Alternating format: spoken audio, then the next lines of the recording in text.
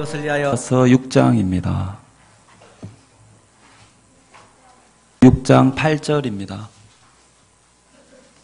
하나님의 말씀입니다. 경청하시기 바랍니다. 내가 또 주의 목소리를 들으니 주께서 이르시되 내가 누구를 보내며 누가 우리를 위하여 갈고 하시니 그때 내가 이르되 내가 여기 있나이다 나를 보내소서 하였더니.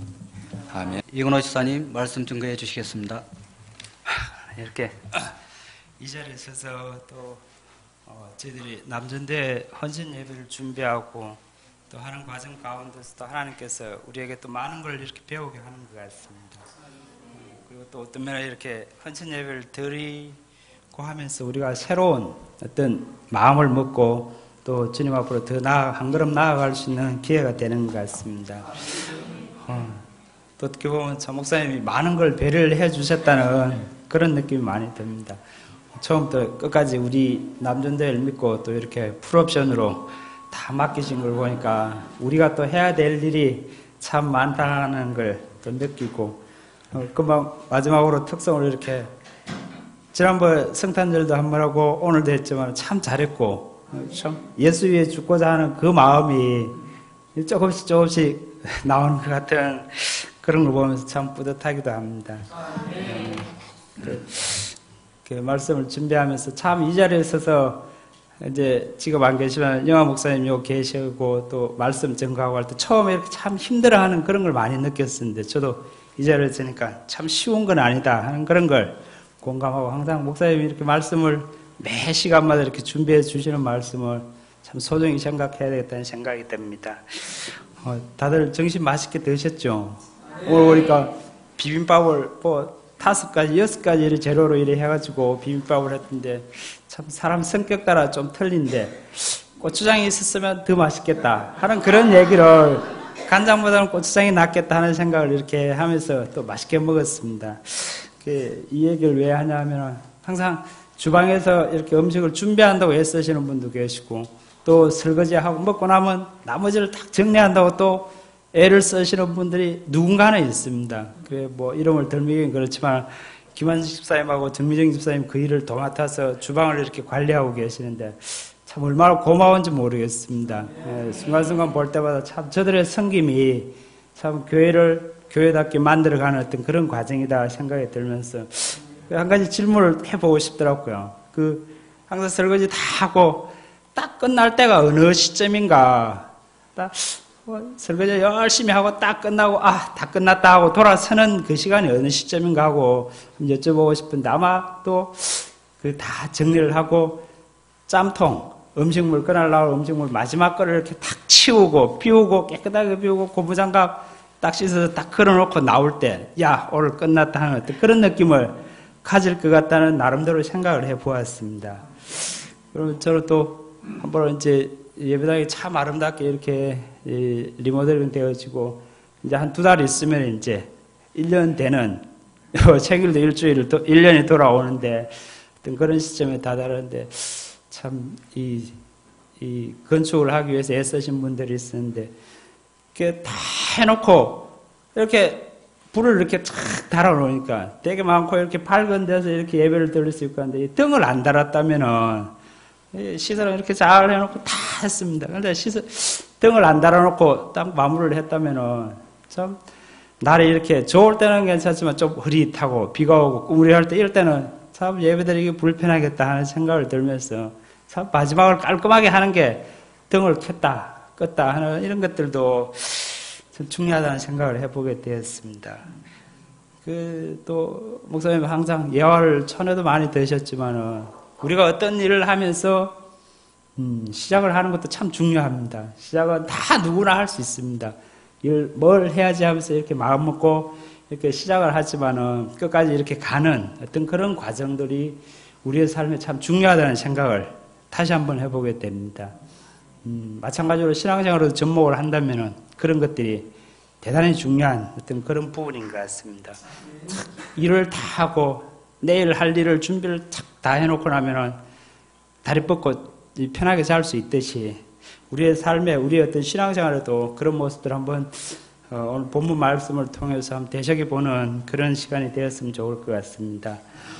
이처럼 끝맺음, 처음도 중요하지만 끝을 이렇게 잘 마무리하고 뒤탈 없이 이렇게 정리해 놓은 사람들의 어떤 그런 뒷모습이 참 아름다운 것처럼 우리 삶 가운데서도 인생 가운데서도 처음 시작을 잘해서 마지막까지 잘 정리를 하고 또 이렇게 기감이 되는 어떤 그런 삶을 살아가는 사람들을 볼 때에는 참 지금도 존경을 받고 나중에 후대에도 당대에도 후대에도 그 사람들이 늘 기억되고 그 사람들을 우리가 생각할 수 있는 그런 모습을 보게 됩니다.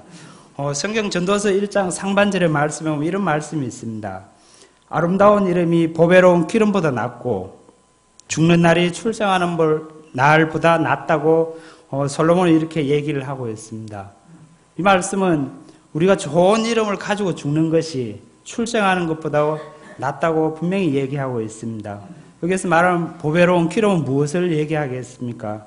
우리가 이 땅에서 누리고 추구하고 하는 그런 부귀영화의 어떤 그런 삶을 의미하지만은 아름다운 이름으로 표기한 이 말씀들은 우리가 하나님께 인정받고 또 끝까지 이렇게 헌신할 수 있는 그런 삶을 성경은 분명히 얘기하고 있는 것 같습니다.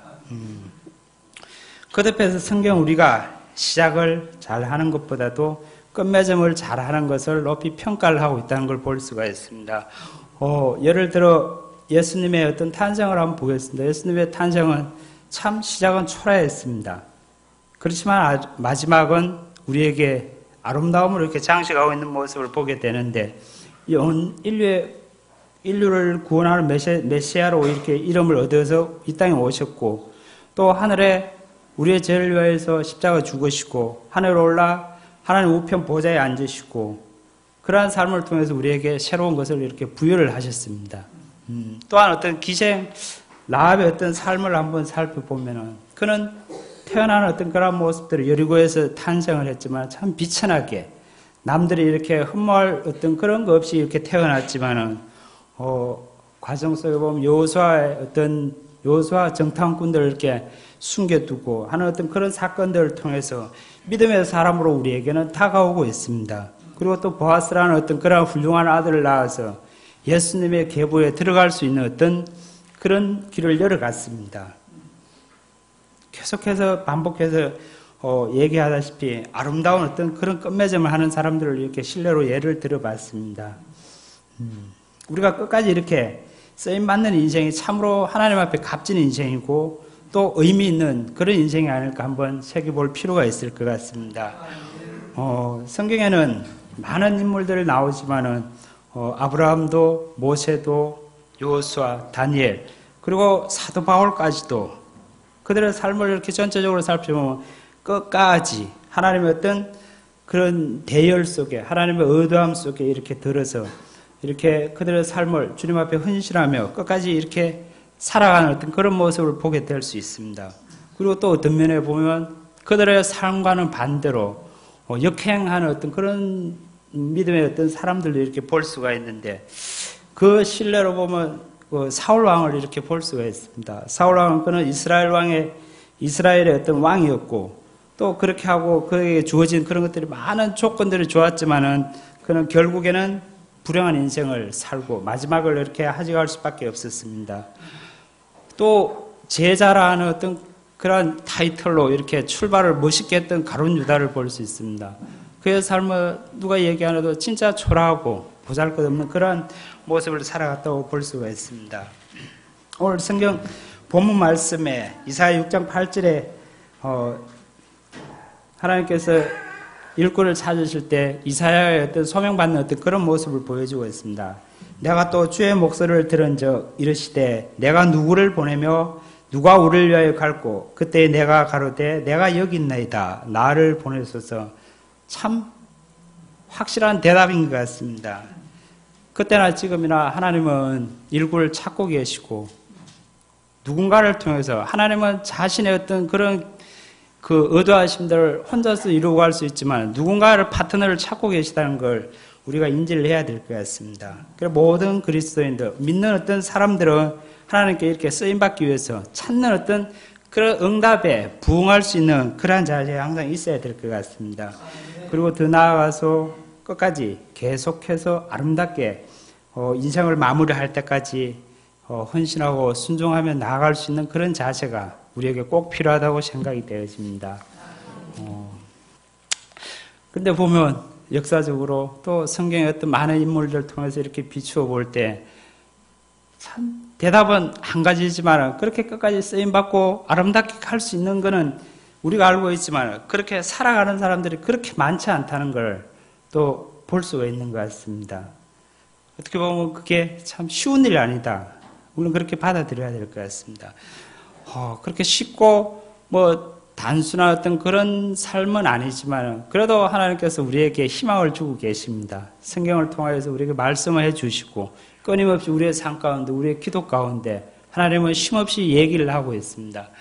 근데 이제 중요한 것은 우리의 반응, 어떠한 반응을 하느냐에 따라서 결과를 우리가 하나님의 편에 서서 좋은 열매를 맺을 수도 있고 또 그렇지 못한 삶을 살아갈 수도 있습니다. 저는 첫 번째로 하나님께서 우리에게 주신 조감도와 같이 주신 지도와 같이 주신 어떤 성경 말씀을 우리가 참 많이 읽고 그 말씀에 매여 살아야 되겠다는 걸 여러분들께 얘기 드리고 싶습니다.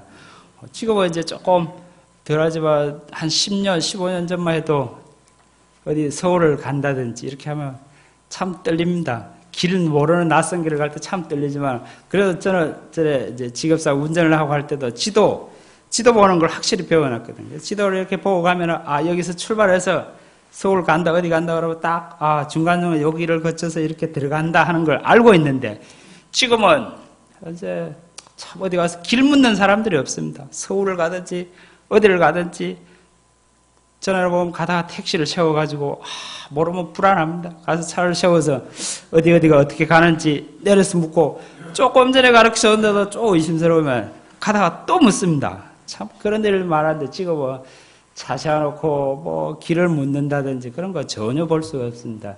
왜냐하면 과학이 발달하고 내비게이션 참 좋은 기계인 것 같습니다.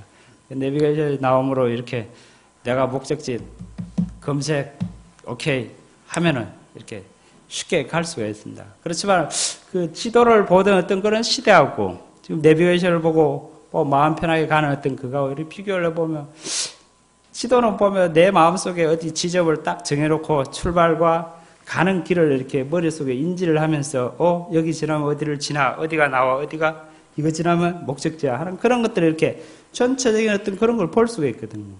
근데 내비게이션 많이 사용하지만은 목적지 입력하고 탁 오케이 하면은 그냥 시킨 대로만 따라가는 겁니다. 우리는 이거 지나가면 뭐가 나올 텐데 하는 그런 생각은 전혀 안 하고 좌회전 하십시오. 좌회전. 30m 전방 우회전 하면 일단은 갑니다. 그래. 하나님께서는 우리에게 지도와 같이 처음과 끝을 이렇게 우리의 삶의 처음과 끝을 이렇게 쭉 볼 수 있는 어떤 그런 조감도와 같은 지도와 같은 어떤 그런 성경을 우리에게 주셨고 물론 그 성경을 이렇게 귀하게 여기고 늘 말씀 속에 이렇게 거함으로 말씀을 묵상함으로 하나님께서 우리의 삶을 인도해가는 어떤 시작과 끝을 항상 보고 나가야 될 것 같습니다. 우리는 하나님께서 말씀하시는 그런 의도와 경륜들을 이해하고 나갈 때만이 하나님께서 우리를 사용하실 수 있는 그런 준비가 되는 것 같습니다. 그리고 영적인 어떤 그런 지도자들이라든지 먼저 이렇게 그 길을 갔던 사람들이 그 길에 해박한 것처럼 우리보다 먼저 영적인 어떤 승리하는 삶을 살아갔던 사람들이 깨달았고 그들을 항상 어느 일정한 부분만을 보고 가는 것이 아니라 전체의 어떤 흐름을 보고 나아갔다는 것입니다. 근데 우리는 참 연약한 것 같아요. 어떤 그 신앙생활 하면서도 보면 매 순간순간 닥치는 어떤 그런 위기라든지 어떤 환경이라든지 그런 거에서 이렇게 참 시각이 너무 한정되어 있다는 생각을 하면서 우리의 시각을 조금 늘릴 필요가 있고 전체적인 과정 시작해서 지점을 출발해서 도착지까지 어떤 그런 것들을 다 우리 이 머릿속에 꿰뚫고 편안하게 운전을 하고 가야 될 편안하게 어떤 주님의 사역에 동참하고 가야 될 어떤 필요성이 우리에게 있습니다. 그 전도서 3장 1절 말씀에 보면 이런 말씀이 있습니다. 천하의 범사가 기한이 있고 모든 목적이 이룰 때가 있다고 성경은 말씀하고 있습니다.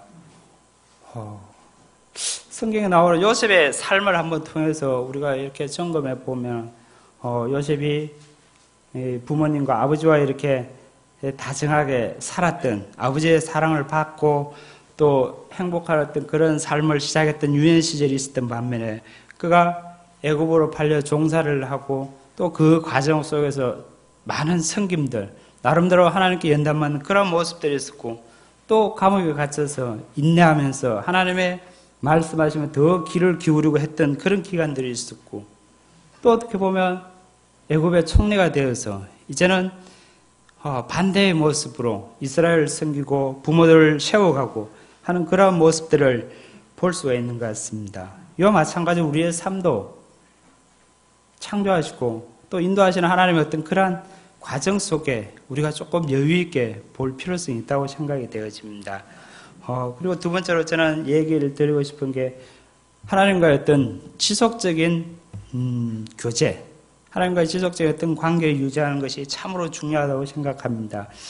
창세기 1장 27절에 자기 피조물을 이렇게 창조하실 때 하나님께서 하신 말씀이 있습니다. 자기의 형상 곧 하나님의 형상을 따라서 우리를 창조하시고 만들었다고 얘기를 하고 있습니다.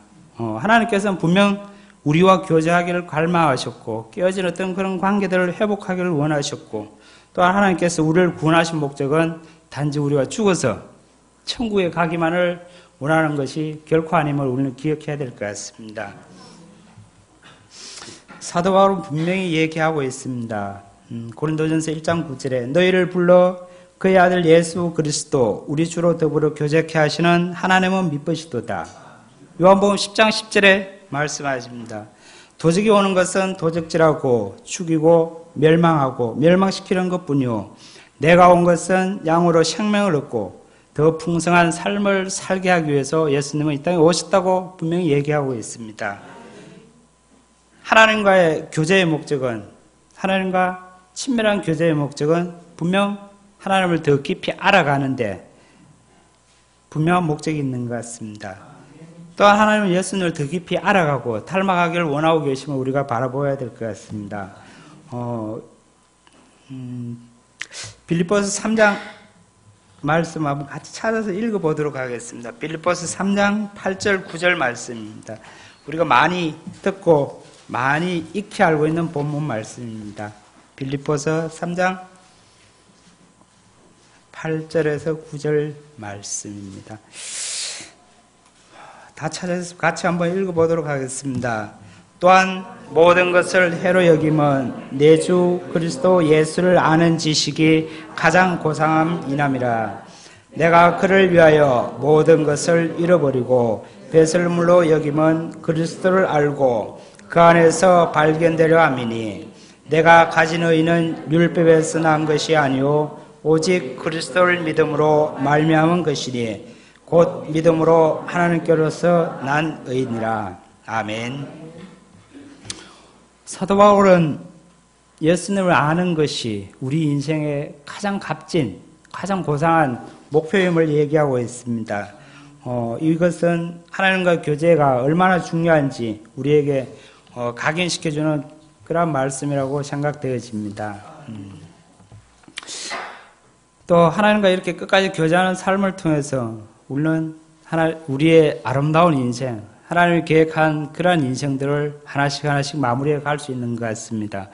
우리가 어떻게 보면 잘나고 능력이 있고 또 특별해서 하나님께서 우리를 들어 쓰는 것이 아니라 하나님이 선택하셨기 때문에 우리가 어떠한 모습으로든지 특별하게 쓰임 받는다는 사실을 우리가 기억해야 될 것 같습니다.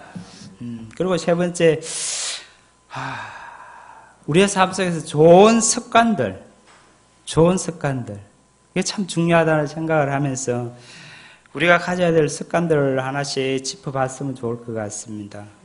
안 그래도 지금은 저는 어제 말씀 준비를 최대한 해놓고 축구를 봤다고 얘기를 했더니 지금 강의선생님께서 요즘 시대가 어느 시대인데 축구 동계올림픽을 봐야지 하더라고요.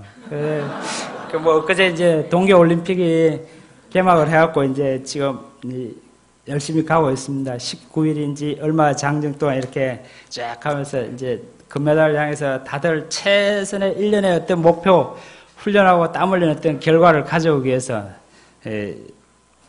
열심히 하고 있습니다.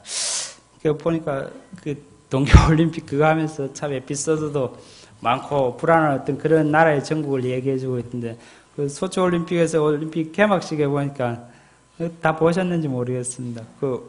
이 개막식 오륜기가 올림픽 오륜기가 이렇게 5개가 딱 이렇게 걸쳐져서 이렇게 돼야 되는데 4개만 이렇게 고리가 이렇게 걸려있고 고리 하나가 없어져가지고 참 시작부터 이게 무슨 올림픽이야 하는 어떤 그런 좀 좋지 않은 그런 인상을 남기고 했고 또 보니까 자메이카 있지 않습니까? 그 육상 잘하는 치타처럼 잘 달리고 하는 그런 자메이카라는 나라에서 비행기를 타고 못 사는 나라에서 왔습니다. 와가지고 오는데 비행기 갈아타고 하다 보니까 이 동계올림픽 때 쓰는 썰매 그 봅슬레이 막 밀고 가면서 타고 그 가방을 어떻게 이리 분실을 해가지고 선수들만 도착을 하고 실제로 경기해야 될 내 몸과 같이 쓰는 장비는 오지도 않고 그래가지고 황당한 일이 생기고 했다고 그러는데 참 그런 것 같습니다. 그 동계올림픽 하면서 그 봅슬레이라고 그랬잖아요. 썰매 막 둘이서 밀고 가면서 탁 타고 막 누워서 타는 것도 있고 여러 가지가 있는데 우리는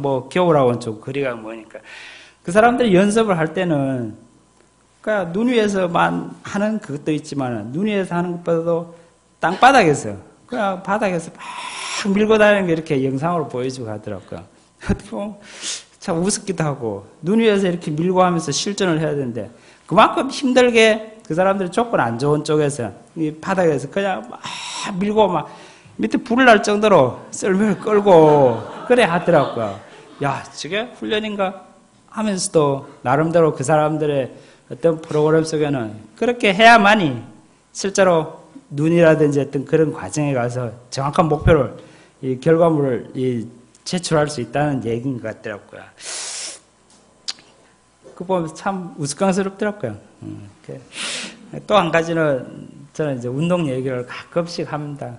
얼마 전에 작년 8월에 지원을 데리고 10km 마라톤을 하러 한번 갔습니다. 어제도 세상에 이런 일이에요. 그러면 사람이 나오는데 장애아를 이렇게 장애아의 어떤 발이 되어주고 장애아의 어떤 그런 마음을 헤아리기 위해서 부모가 없고 이렇게 뒤에 이렇게 탁 보신 분이 있을지 모르겠습니다. 뒤에 이렇게 허리띠로 이렇게 동요 메고 장애 1급을 받고 있고 하반신을 쓰지 못하는 어떤 장애아더라고요. 근데 성격은 되게 쾌활하고 그 애를 얻고 항상 그 애가 분명히 좋아하기를 나는 매일 누워만 있다 보니까 누워서 천정만을 쳐다보니까 반대의 어떤 소망이 생기더랍니다. 그래서 나는 맨날 위에만 이렇게 봤는데 높은 데서 밑을 내려다 봤으면 하는 그런 소망을 가지기에 아버지가 그걸 캐치를 하고 위에서 내려다 볼 수 있는 거 그럼 높은 데 가면 되겠다 싶어서 항상 그 애를 들쳐갖고 소백산인지 모르겠습니다. 하여튼 1000m가 넘는 지리산과 같은 지리산도 갔다 오고 했더라고요.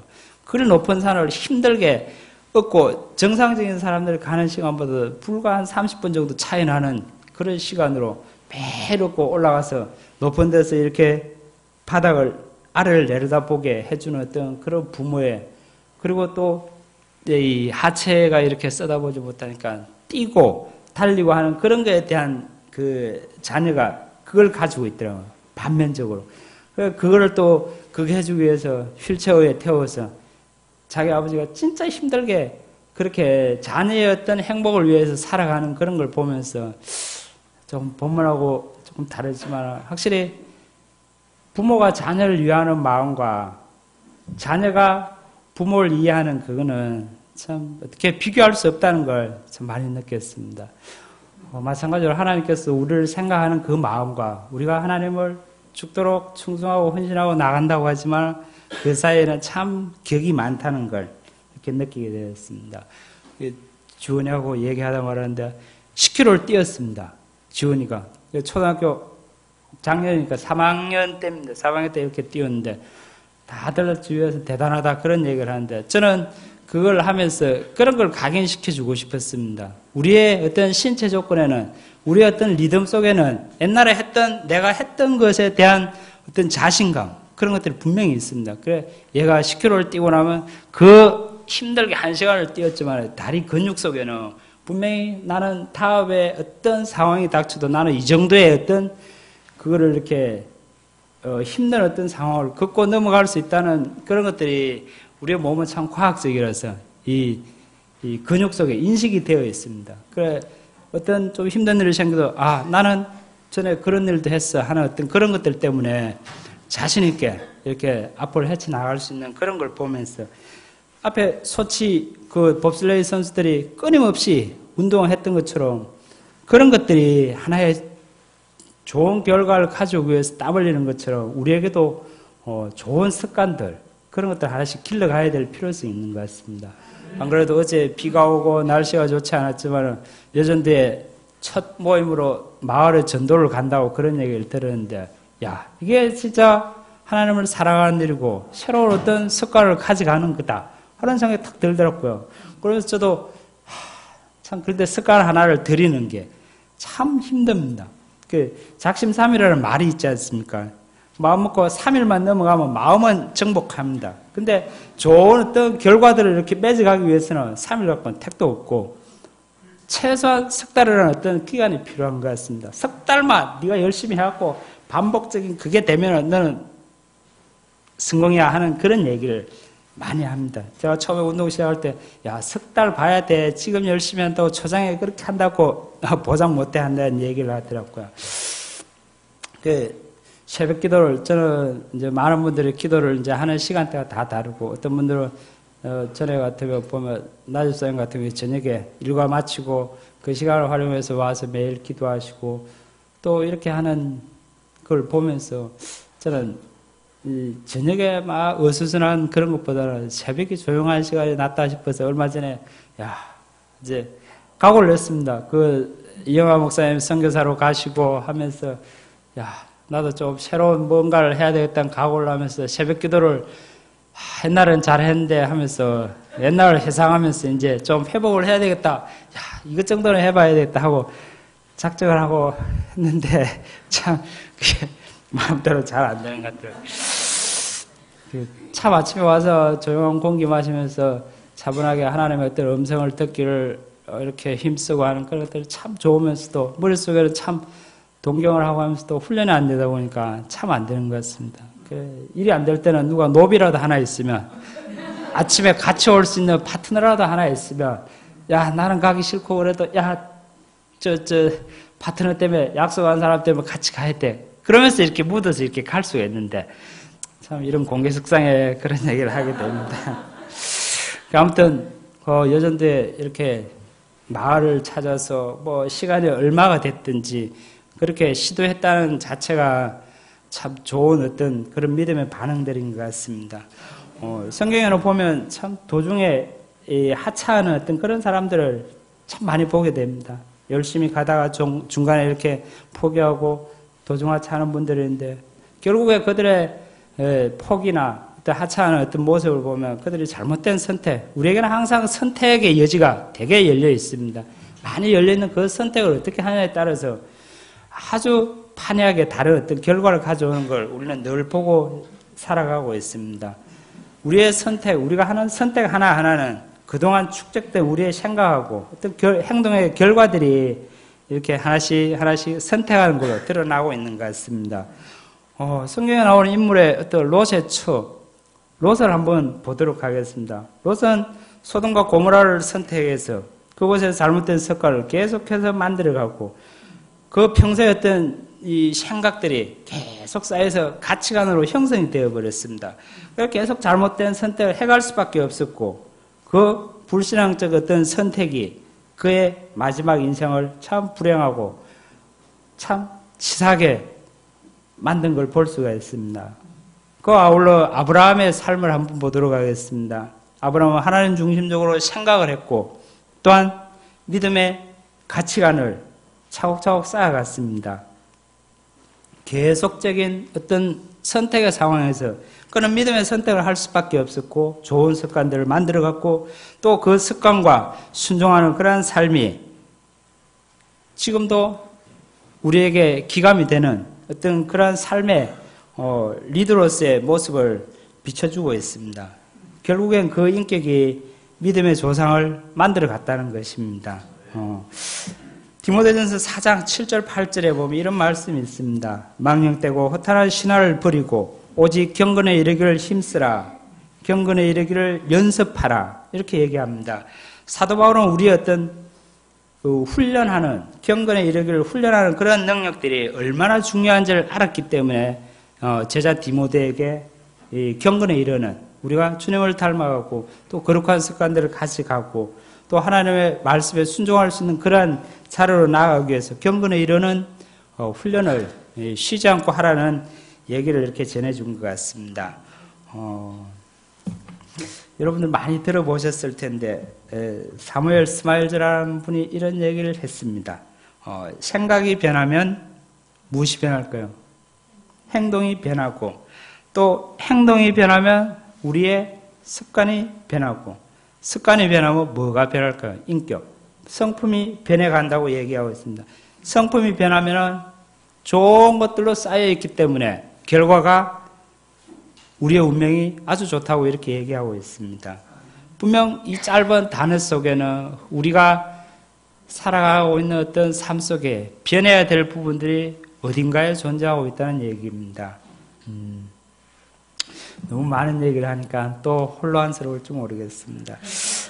정리를 할까 합니다. 시편 25장 14절에 여호와의 친밀함이 경외하는 자에게 있으며 그 언약을 저희에게 보이시리라.